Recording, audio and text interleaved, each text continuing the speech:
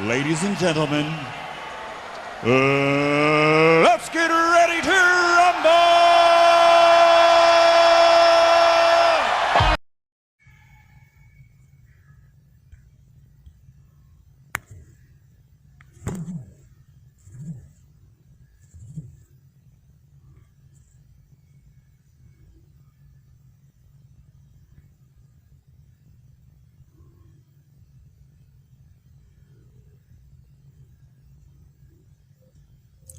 Hey guys, what's up?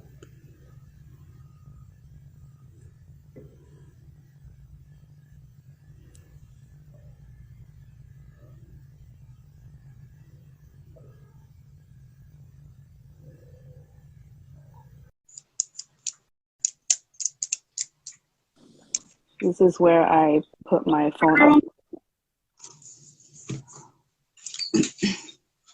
You good?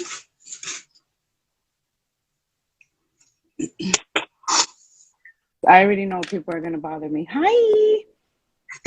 What's up, yo? How are you? Very good. How are you? I'm alright. Sunday, the I hear you. weather sucks. Yeah. And I'm flying all over the place right now. Oh my God. Espérate.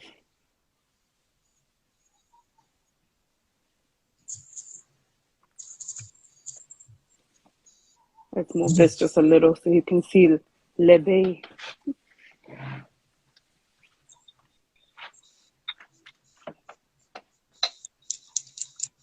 Sorry. It's all right. Do your thing.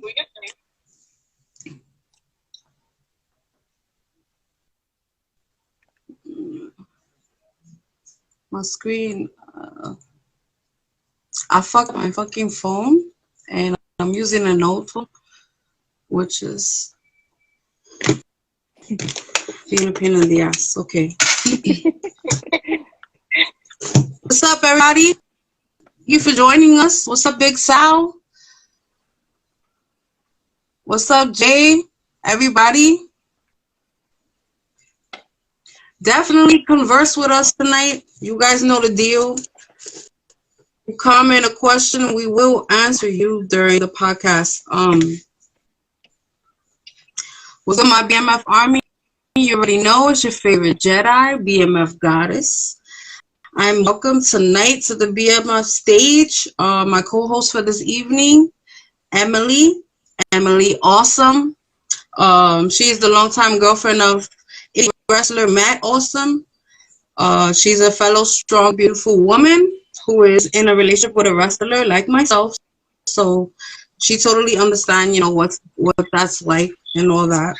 It's awesome. Can you tell us a little bit about yourself? You're from,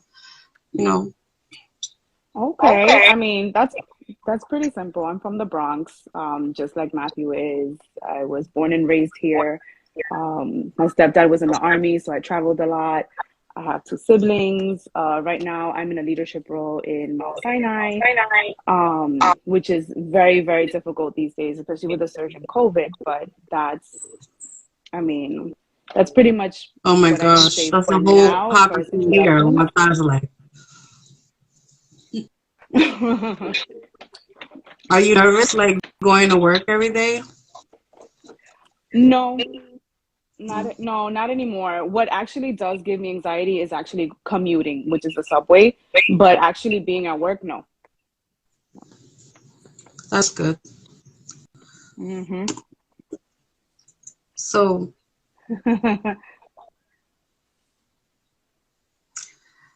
tonight we're gonna be talking about haters in general, but we're also gonna be, a little bit about pro wrestling because she is the girlfriend of a wrestler, and we don't get to see that or hear about that side of the story, often. I don't like what my screen is doing. I'm so sorry. I'm getting annoyed. No, Okay. technical difficulties. You Yeah. just work around it. So we're repping today. I'm definitely repping my dude right here. I'm a cage girl. For those of you who know, if you know, you know. And my other guy, my idol, Stone Cold, Steve Uh-huh. Austin, one of the GOATs. Anyway, I'm sorry. So Emily Awesome, she's sporting the Matt Awesome tee. Which where can you get that T-shirt? Right now it was taken out of ProWrestlingTees.com, and it's on. He's gonna hate me for not knowing the company that's, but it's an online website. He can actually put it in the comments now, babe. If you're there, can you support me here? Yeah. It's like Mars something or more.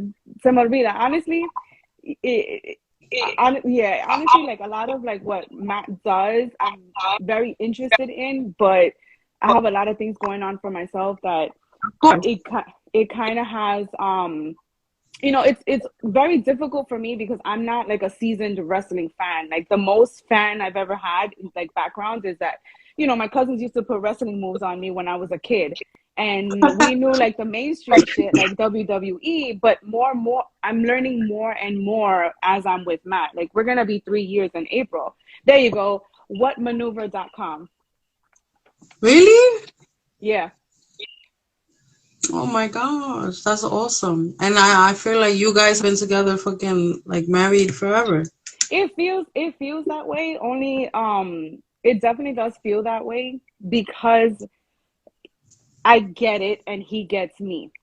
And it's one of those things, especially when you're in the industry, regardless of whether you're in the spotlight being a wrestler or you're in the spotlight doing podcasts, it takes a lot of like maturity to be in a relationship with a person like that's in the spotlight, because you have to be one, secure with yourself, and then secure in turn you'll be secure in your relationship. If not, it goes if not, it goes to shit. And it's one of those things where when I met Matthew, I was actually just finishing out of improv classes, and I thought I wanted to be a performer myself, and turns out I'm like no. And a lot of the things that Matt was doing, I'm like, oh, I could help you with that because I have an improv background. I can help you with like some of the theatrics. I can help you with some of the story writing. And that kind of like, we vibed that way. And it was more like, well, I get it. He gets it. And that's why, I think that's one of the reasons why like our relationship has been successful. It's like, we just understand what it entails. That's awesome. Definitely, I could definitely relate. I never really talk too much about my relationship on air, but I definitely relate to everything that you're saying. Mm-hmm. Can you tell us, about the highs and lows of being a wrestler's woman, and a little backstory on how you guys got together? Okay. So it's like I said, we got together through a mutual friend, and honestly, this was what, like 4 or 5 years ago. And we started talking about like he started talking about his wrestling, because one of the things that Matt loves to do is talk about his passion, which is great. And so he wouldn't stop talking about wrestling, and like he wouldn't stop talking about like his performances at BWF and other places. And I'm like I said, I would always tell him, well, I can help you with that, or I can, like I can help you like get rid of like.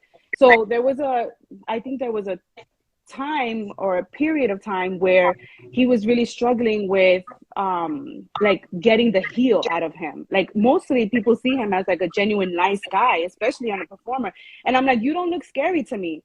And he's like, well, I mean, what do you want me to do? And I'm like, honestly, I can help you with that. Like start thinking about negative things that people would say to you or about you, and like gear into that, like tap into it. And honestly, it just like flowed from there. And but yeah, like that's how we pretty much got together, and eventually it kind of just became second nature to do things like that, even like exercises back at home. Like my daughter would get involved from time to time. But yeah, that was our history. And then again, it was history from there. And he always will ask me, like, what do you think about this promotion, or like what do you think about that? And I'm a pain in the ass in and outside of like my personal realm and into my work realm. I'm not gonna sugarcoat shit. So if something looks bad, I'm gonna tell you it looks bad. Or if it's too long, I'm gonna tell you it's too long. And you may not like it, or you may not like what I have to say, but at least what I'm saying to you is like genuine honest feedback. Right. And that's one of the drawbacks too, because sometimes like our personal egos they tend to get involved. So it sometimes feels like I'm being overly critical of his work, but truly I'm like, I'm really just trying to help you because think about it. I'm not a fan, so I don't know the difference. I can't tell you. What I can tell you is this is like, But what if you're not a fan and you don't like it, then that says a lot. exactly. So, and not only that, but like you see, like you start to like pay attention to what others are doing and what others are not doing, and you want to be one different. You want to turn yourself around, like you want to reinvent yourself. That's part of the industry, and that I understand. And so, yeah, so one of the drawbacks is like sometimes people take, your significant other will take it too personal, and they'll end up saying like, well, you're being too hard on me. And like, you wouldn't say that to me if I was your friend. And I'm like, actually, yes, I would. And even at work, to this day, when like a medical assistant comes to me and says, well, what does this look like? Honestly, do it again. Stock your exam room again, do it again, because it doesn't look, you have to have, especially when you're in the spotlight, it has to have a look to it, clean. You want to make things, and I always say this to anybody who is a performer, you want to do things with intention. You don't want to just half-ass things. Right. Absolutely. Yeah. You know your shit for, not being a fan, you still know your shit. I respect it. I mean, I know some things. I don't know everything. A lot of times, like, it's like I said, especially in the wrestling world, I learn more and more from when Matthew, like, is, he's passionate about it. So I learn more and more about it. So, like, when I go back and I see a bunch of, like, wrestler fans, I'm like, oh, okay. Well, I know Santana and Ortiz. I know they're a tag team. I know they're really good. I know the Young Bucks. And as a matter of fact, I read their book. And every time I would read their book, I'm looking at him on the couch, and I'm like, you don't know sacrifice. You need to sacrifice. Real quick, somebody wrote to you, Sheila Baby, I think. You can read the comment. Oh, yes. Let me see. I'm not able to scroll down. I can scroll up, but I can't see what was in the past. And I think I saw it. This is actually, I went to college. It's an old friend of mine, a really good friend of mine, actually, her little sister. Hi. But that's Priscilla. Yeah.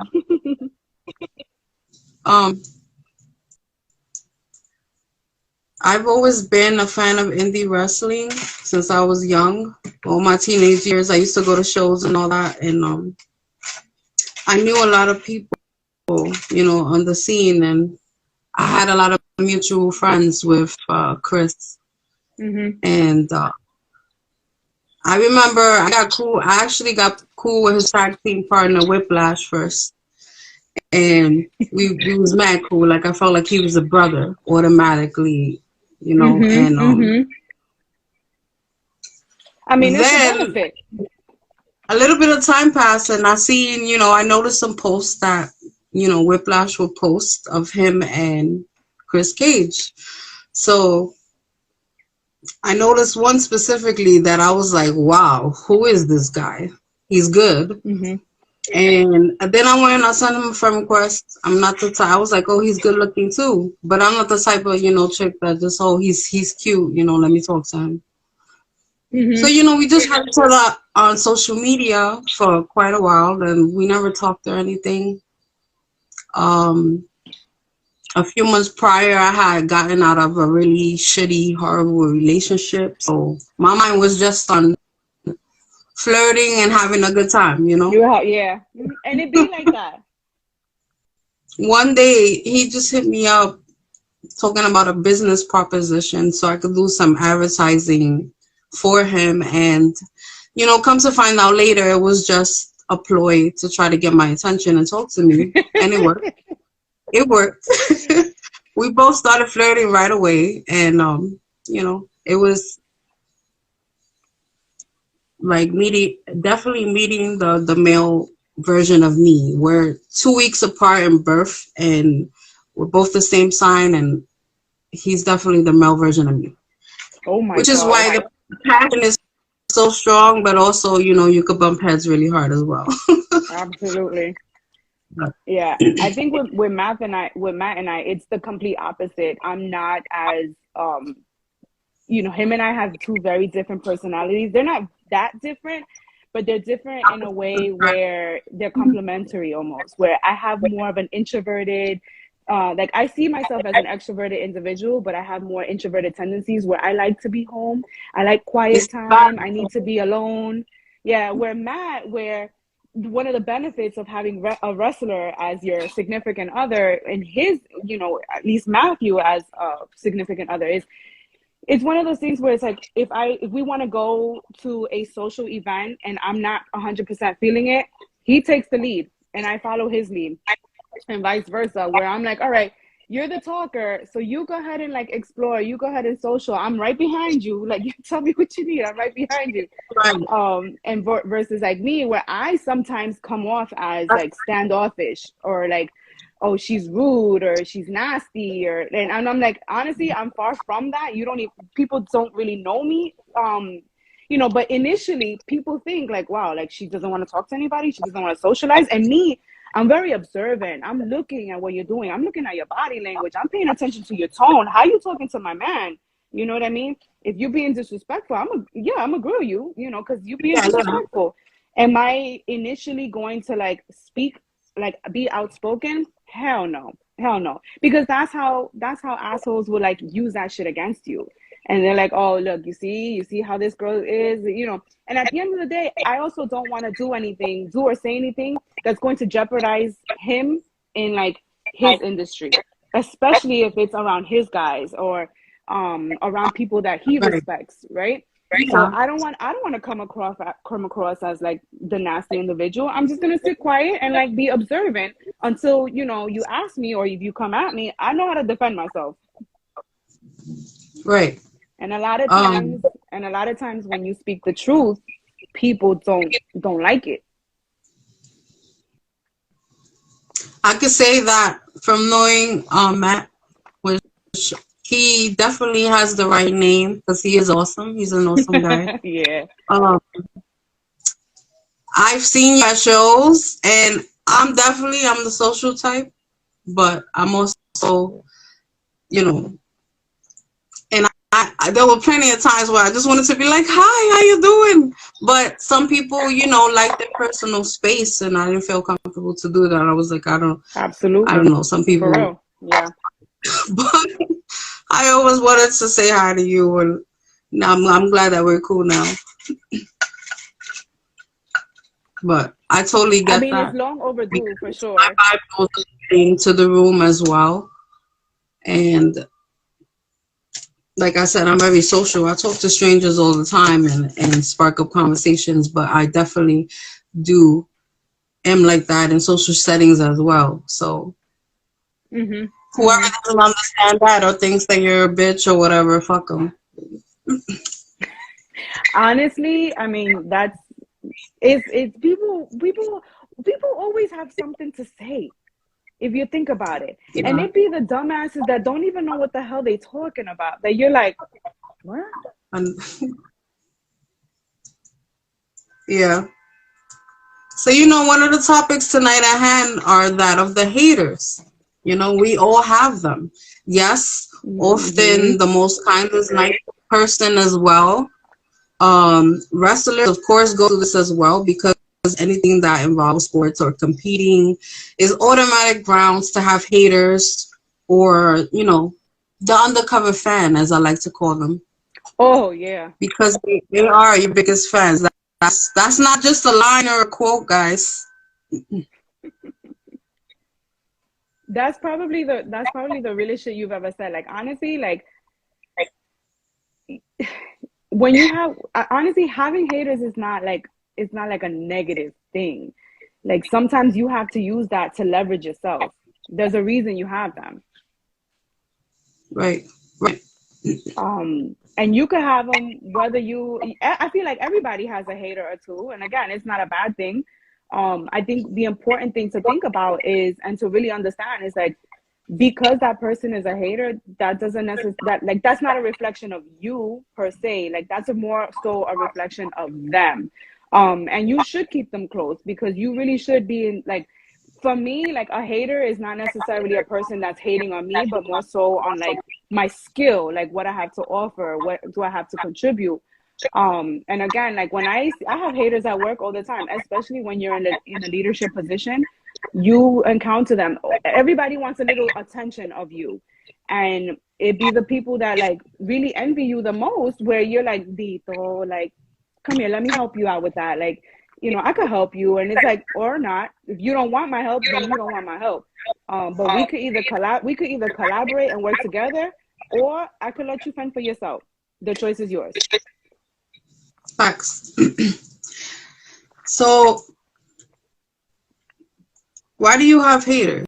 You have haters because for several reasons. They either hate themselves, these people are simply not capable of love and connection with anybody, or you have haters because they're missing out on being around you. Perhaps you once rejected them in some way or something. They still they feel the need to dislike you, so they don't feel like they are missing out, or simply because you choose not to socialize with them, or the biggest reason being, if a lot of people like you, or how they say that, the more people love you, the more you know what I'm trying to say? Fuck. It's right on the tip of my I think so. You know how they say that people hate the way other people love you, or flock to you? Okay. Yeah, like when somebody talks, when people, like when there's a lot of, where people in the masses are talking really good about you in a positive light. Right? Yeah. Or if you're popular, because some people only hate you because of the way that other people love you. Another definition. Right. Someone who secretly wishes to be you. Be like you. Yeah, they want to emulate you. It just means that you're truly loved, and you should take it that way.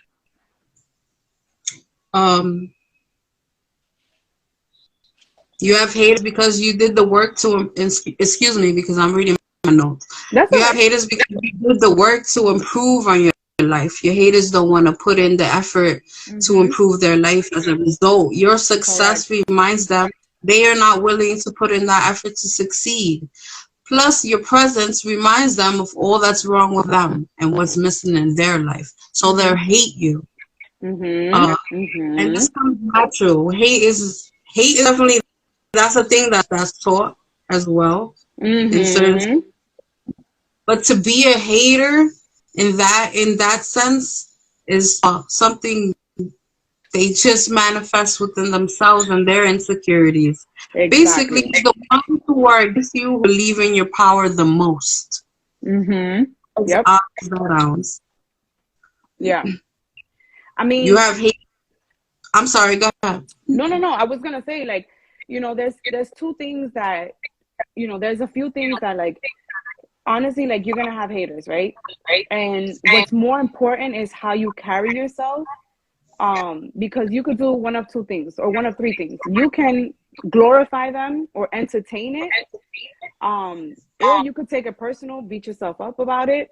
But both of them are gonna take you away from the focus of you, like you.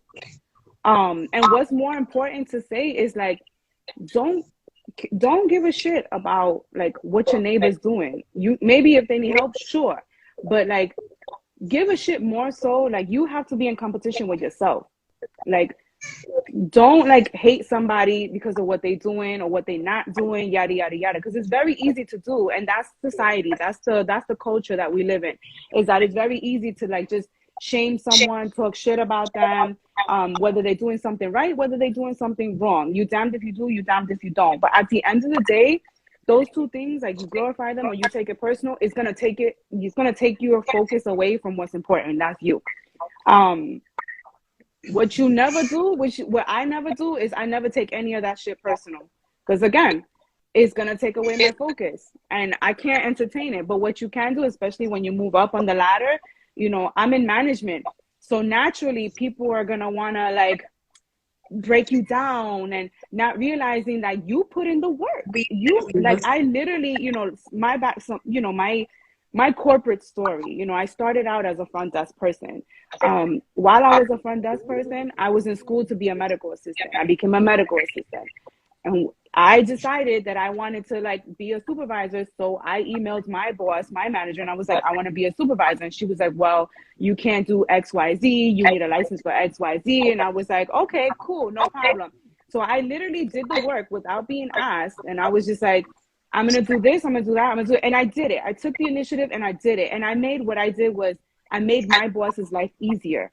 And in turn, like over a period of time, and it took a lot of time and a little trust, establishing the trust and flourishing it to really for her to understand that I can really use this person as a supervisor. She promoted me to a supervisor, and after I became a supervisor, they ended up giving me my own department, which was only one. And within that department, they merged like 6 other departments together, and they promoted me to a manager. So right now I manage a total of 9 departments in Mount Sinai. And at the end of the day, every which person like along the way is like they're stuck where they're stuck, and sometimes it's okay, like people want that. But then there's others where they're like they don't want to put in the work, but they want the title, not realizing that the title comes with a very heavy responsibility, and it's not the easiest thing to manage this person, because you're not just managing departments, you're managing personalities at the end of the day. And people love instant gratification. They want the snap of the finger, things get done magically without really understanding the process that it took to get there. Oh yeah. Congratulations, by the way. That's some badass womanship. Thank you. So I want to address this comment from Big Sal. He said, I openly admit that there are times when I'm a hater myself. Please explain. I would love to hear from a former hater, or if you're still hating, what's up? And that's really big of you to admit that. Because maybe at some point, some of us have been haters in life. I think maybe you've hated on a friend or an opportunity that you didn't receive, stuff like that. Yeah. That's social conditioning. Like it happens to the best of us. It could happen like subconsciously between you and your best friend. Like your best friend gets a promotion or your best friend is getting married, and in the back of your mind you're thinking, damn, why not me? Yeah. But as I think it's important to really understand that as long as you're not dwelling on that, you're not like situated and you're not like stagnant on that feeling, and you're like, you want to know something, like you have to change your mind, your headspace, like your thinking, because all your life we're conditioned to think this way, like, damn, why not me, woe is me, versus like, you want to know something, why not me, I wasn't okay, no problem, this is what I could work on, this is what I could do this. And it takes a lot of sitting with yourself and your own shit to really understand why you didn't get an opportunity. You have to know your strengths. You have to know your weaknesses. And you have to also understand that you're on your own lane. You in your own lane. This motherfucker's on the highway and you still want to be stuck on a dirt road. Right. Exactly. How do you deal with having haters? I got a few a few things that I personally use in my life, because oh man, I'm definitely a personality that attracts haters. Mostly because I'm one of the most honest people you can meet. I'm very much myself, and my genuine realness radiates off me. I naturally, get along with people, and people love my personality. And because of that, when you're an awesome person, because you're authentic to yourself. You have those people that don't love the way people love you. It has to do with love. You love your authentic self. And think about it. We live in a very non-transparent culture where a lot of people are shunned for being who they are. So because you are who you are and you have no shame about it, other people are like, well, I want to be my authentic self, but they don't have the balls to actually do it. And that's where hate comes. There you go. Confidence definitely plays a role, again, with your insecurities. Those people, They only hate you because they don't love themselves. Mm-hmm. Yeah. Which is why I believe, if you're a hater, you can, when they say get well soon, it's true, because you can get well from it, but Mm-hmm. it starts with you. Yeah. Um, make criticism your fuel. That's what I do when I get Yep. criticized, or if I hear any shit Yeah, coming that's back, your leverage. a hater saying whatever, I definitely use it as my fuel. Um, Mm-hmm. Mm-hmm. As you should. You have to use that to really like to put in the fuel to your engine, like the fire under your ass, because people are gonna start talking shit that you can't do X, Y, and Z, and you gotta look back and be like, you wanna know something? I can't do X, Y, and Z now, but watch me do it in the like either whether I want to do it or not. You could turn around and be like, you know what? Watch me, or SMD, or what is it your yeah, business? right. I I remember. definitely I remember. I So. I mean, this person still hates me to this day, but there was a time where they were heavy on the social media, thugging, talking mad Mm-hmm. about me or whatever. And I love all that shit. I'll fucking tell your shit if I'm your friend and I know like if we're on social media together and I know that you're talking about me, I'm gonna Mm-hmm. heart that shit. Like I love a nice good sub, doesn't everybody? Mm-hmm. Because that tells me that I irked you enough for you not To to like, tag me, yep. not to tell me to my face. And for me, that gives me power. Just so you know, you haters out there, that doesn't work. Mm-hmm. Not not for strong-willed people like me. I will definitely drop a promo too, and I've done it plenty of times to my hater, and that just gives me more, airtime. So Mm-hmm. you waste your own time and energy Right, hating me. right. Um, take it as a compliment. Again, get engaged, troll back. Mm-hmm. Make a promo to that. Make a video like, oh fuck you, whatever you gotta say. Right. Uh, remember that successful people don't need to put others down. Mm-hmm. Mm-hmm. And normally, guilty people are the ones that go and try to recruit other people not to like you. If I Mm-hmm. don't like you, I don't like you solely. I don't care if somebody I know is cool with you, that's their problem. I don't go try to recruit people. Oh, let me tell you about this bitch or whatever the case is. I don't do that. Right. Yeah. Their personality will show to everybody else. I don't need to do that. Mm-hmm. Guilty parties Yeah. do that. Don't find True. yourself in that type of drama. Check yourself. Make sure you're calm and collected. There's no need or, to allow your anger or revenge feelings to consume you. You Mm-hmm. only make their lame energy and it's a drain on you. Mm-hmm. Yeah, and that type of energy is it's like you said, you hit the nail on the head.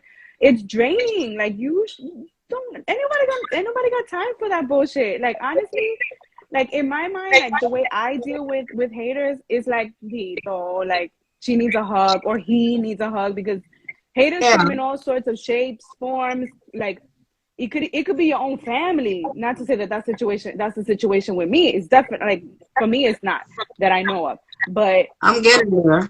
I'm yeah, actually getting there. but like in my mind, I'm like bendito, like what you need help with, like, and honestly it can sometimes come across as cocky or like arrogant, but honestly like I'm more like, let me help you with something, and if you don't want my help, that's fine too. The choice is yours. If you want to let your ego, if you want to like coddle your ego for self-sabotage, go right ahead. That's not my problem. And at the end of the day, what people say or think about you has nothing to do, like, it's not my business. It's really not my business. To me, that's noise. That's noise. Even when, and this might be like it could be seen as like a bad thing, but even when like people talk good about me and they tell me like, oh yeah, I said this about you, I said this, you're doing great, you're doing this, you're doing that. In my mind, I'm like, why are you trying to blow smoke up my ass? When is a specific time you can remember having a hater, and how did you deal with it? So, I mean, I work Hi, in Mount Sophia. Sinai. I work in the Mount Sinai, and even though it's a hospital and it's a clinical setting, the medical field, it's still a corporation. It's still a corporation, and it's very toxic. It's catty, it's gossipy. People will always have something to say about somebody without knowing, what they're Baba. filling their shoes with. Yeah, right. So and it's like I said, I've always been promoted in house. And as a matter of fact, when I became a medical assistant to a medical assistant supervisor, I was actually one of the first ones hired and the last ones hired and the first one promoted. So it created a lot of like, who the hell does she think she is? She's telling me what to do. But what happened? I said exactly. I actually did a Yeah. video on that shit too, because that same shit happened to me.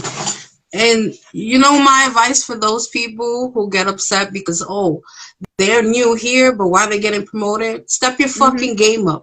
Do Worry the about your work. game. Why it Do the wasn't work. you that got promoted.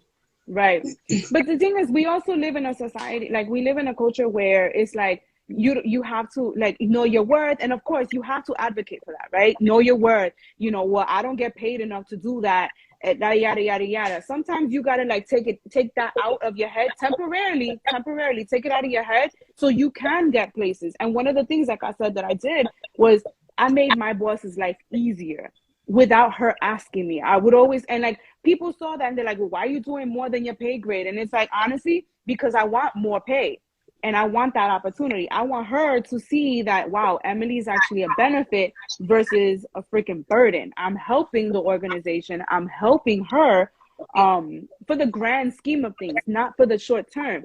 Because again, people love instant gratification. People love to be like, well, I'm not doing that until I get more pay. I'm not doing that until, somebody recognizes me or I get a pretty little certificate or trophy. Sometimes it doesn't work that way. Sometimes you got to put in the work.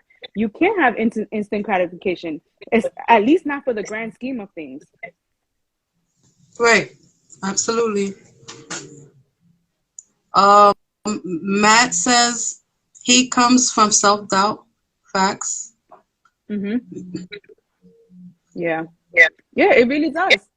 And again, this was, when I got promoted to like official manager and now I'm managing the 9 departments or whatnot, it was between me and 2 other supervisors. And those 2 other supervisors, one of them happened to be like a really close friend of mine. And I got promoted and it was like a huge shift.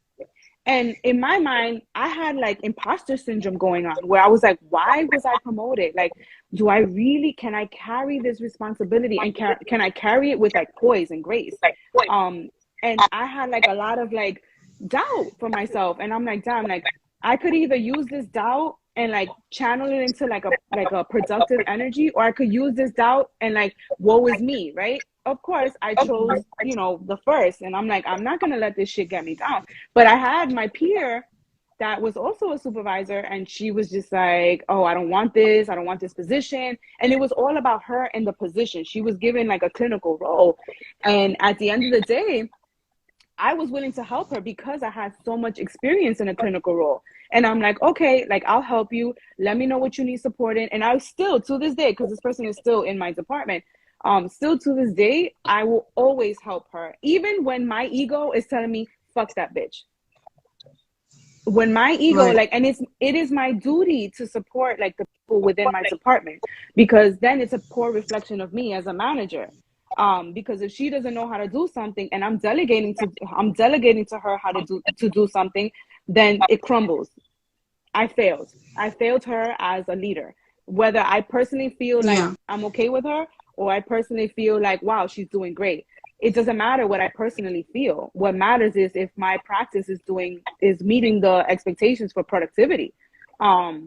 And that comes from me. I have to coach her. I have to support her. And in my personal mind, I'm like, yo, I really don't want to fucking help you right now because you're such a shitty person.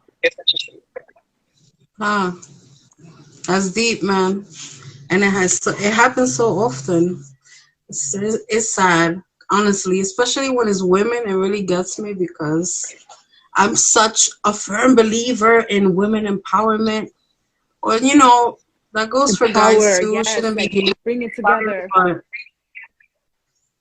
it's just there's no reason for the hate. There's enough success, there's enough beauty, there's enough talent to go around for everybody. Like Mm-hmm.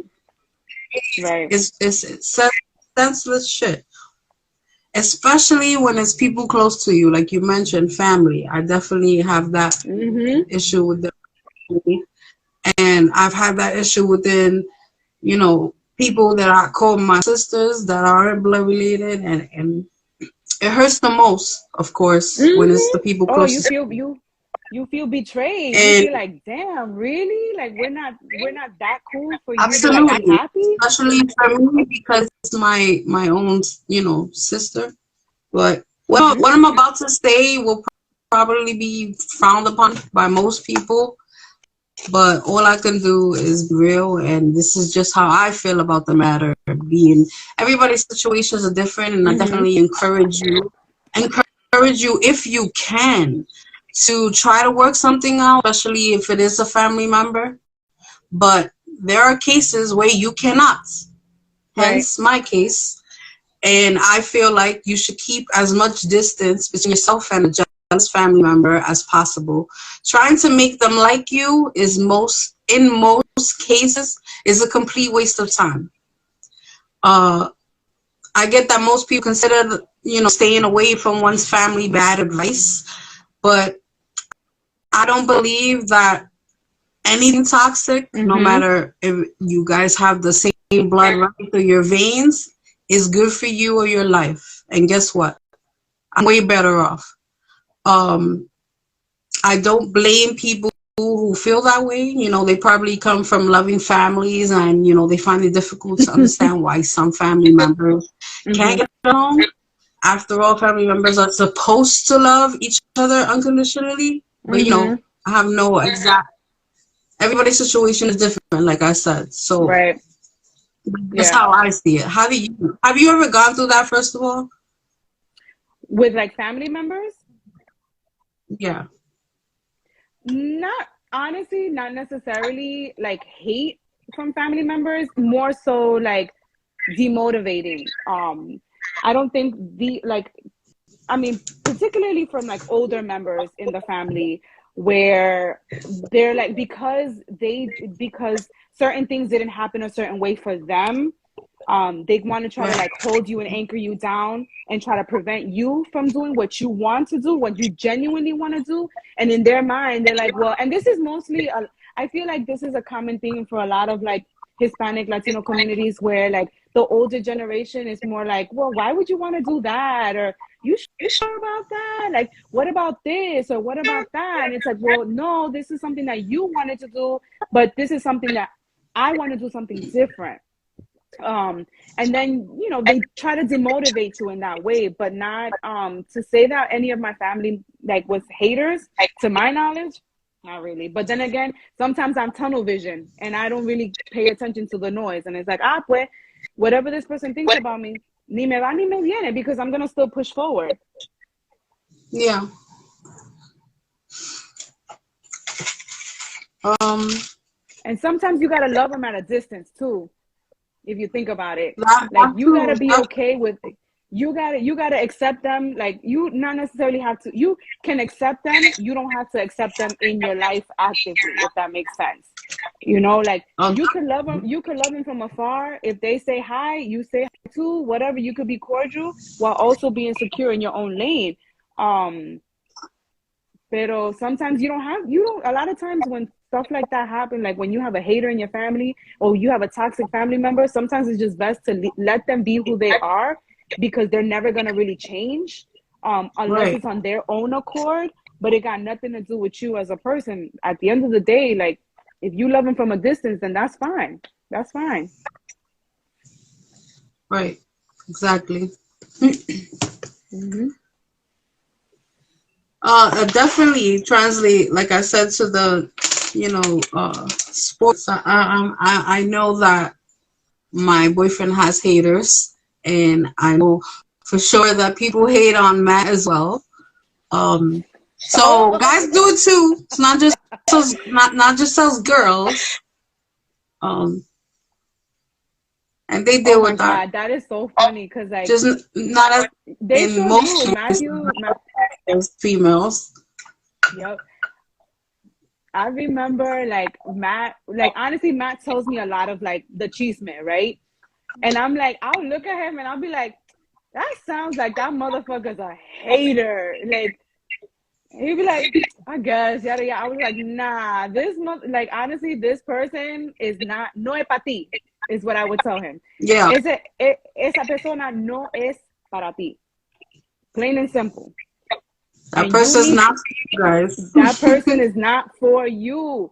And sometimes it takes an outside individual like myself to realize to drill down on it. Like, yo, this person is not for you.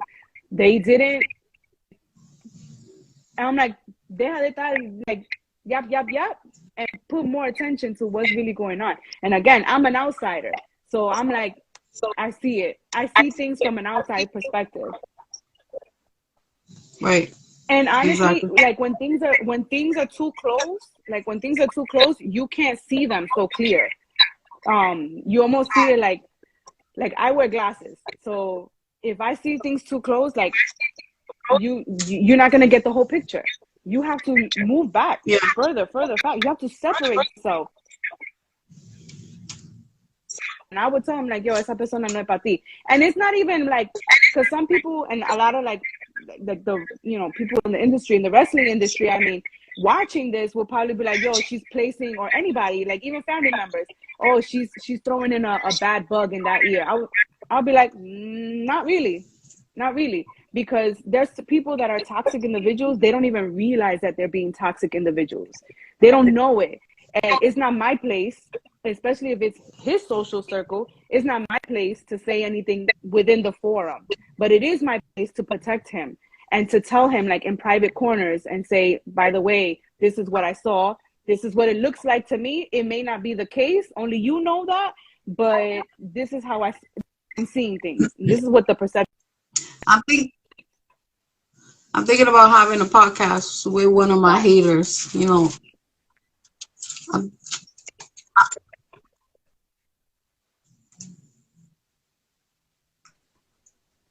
You could. I mean, that would make a great podcast if you ask me. Yeah, definitely just to ask some questions, like put them on the spot. So what's your problem with me? And I think that definitely, you know, people want to see that, and I'm not afraid. You know can say crazy? whatever. It's I interesting actually respect people more when they tell me to my face, Mm-hmm. you know, tell me personally. You may not like it initially, but at least you look back and you're like, damn, I could respect that this person was being honest with me. And I think that's even more important to understand is when somebody's being honest with you. That's another reason why, you know, my close friends are loving to death, because I'm not the friend who sugarcoats stuff. I'm the friend that's going to tell you what the other friends are not going to tell you directly. Not because they're fake, but because some people don't have that level of bluntness. So, you know. Well, there's also people tread on other people's feelings, and it's not that I want to hurt anyone's feelings. But that's just how I am. There's also people that like they don't have the like. There's certain people that don't have like the cojones to say what they want to, what they gotta say. You know what I mean? I'm that type of person, especially at work when I'm in a corporate setting with a bunch of other managers and like all these like senior level leaders or whatnot, where they're like, oh yes, we can do that. And in my mind, I'm like, how do you expect us to crunch these numbers when we have staff that are deployed? How do you expect us, like the head of our department, like the head of like the entire department, with like you could say he's like one of like the chief executives, right? He constantly comes to my floor and he's just like, I want this, I want that. And I'm like, you want, but give us the operational needs. It's different. Right. So if you come here and you sit at the front desk and you see what what they're doing, then you could come to me and you could tell me what you want. But right now, of course, I'm respectful. I'm one of those people where I can get a little hood, but in the corporate world and corporate setting, I have to be very, very respectful.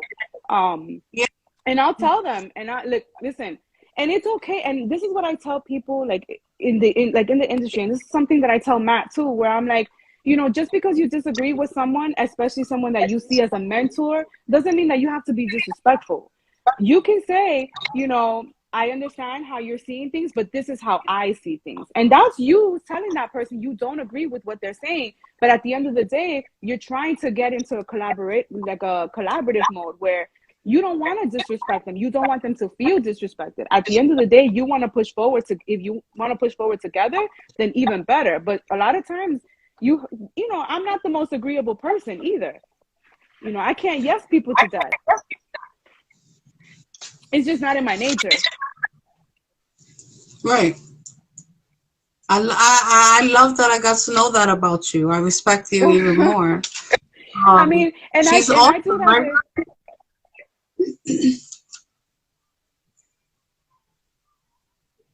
I'm sorry, it got cut off a little bit there.